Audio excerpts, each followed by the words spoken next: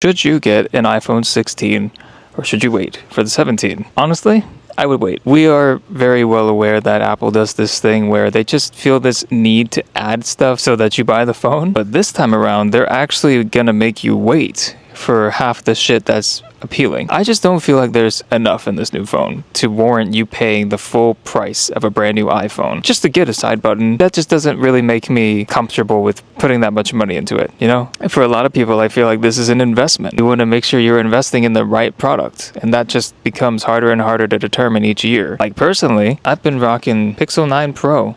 This is my main phone pretty much, and it's great. Like I have zero complaints outside the fact that I don't love the video quality and I don't love the mic quality. Every other feature, fucking brilliant.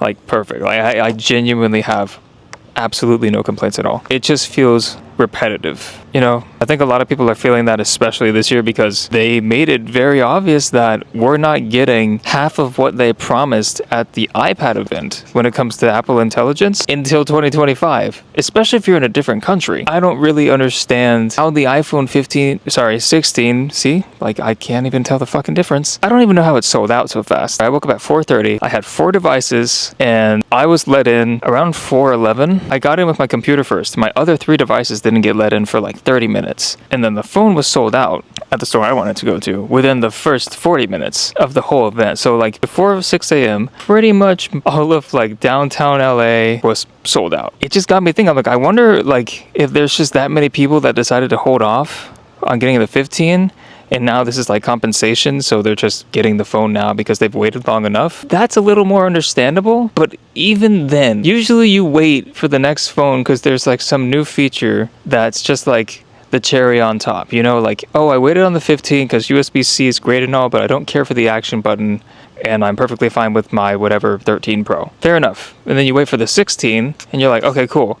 I'm planning on getting it, but I want that extra reason to push me over the edge to actually buy it. And this year, it's another random fucking button, and the promise of iOS 18 having like amazing Apple AI features that aren't going to be out until pretty much the time iPhone 17 leaks are going to be out. Like I just don't see the connection of like where someone would be like, I'll take it. I'll take the button. In what fucking world did that like line up in your head? It stopped because I said the S word, so I guess I can't say that anymore. It just felt like a really disappointing event. Like the highlight, I thought, in terms of just the phone, was the fact that it has wind blocking. They had a Barbie pink phone, which is really cool, but it's like, I'm scraping the bottom here, man. Like I'm really grasping for like good things because it's just not that good. I think it comes down to, what are you really wanting to pay for? If you're really wanting to pay for a bigger size phone, slightly bigger size phone, mind you, and you really love the idea of that capture button, by all means, go fucking crazy. Like, that's fair enough. I just feel like it makes a little more sense if you're trying to get this phone or get an iPhone that utilizes the new Apple features that are going to be prominent in the next 5 years. Just wait. Almost every time Apple does this, they have a pattern, okay? Every 3 or so years, there's a new iPhone that launches with a new beginning of some feature or something about it that's new that they continue to use for the next 3 years and perfect. Okay, it's like start and it's shit. Second generation, it's like getting there. Third generation, it's perfect. And then the 4th year, they add something new. This is that 4th year, going back to that cycle where it begins again. Don't fucking get the first entry model. Wait to see how it performs. At least give it until the 17, preferably the 18. And I understand some of you are probably like, oh, I need a phone now. I've been waiting. That's fair. Honestly, that's fair enough.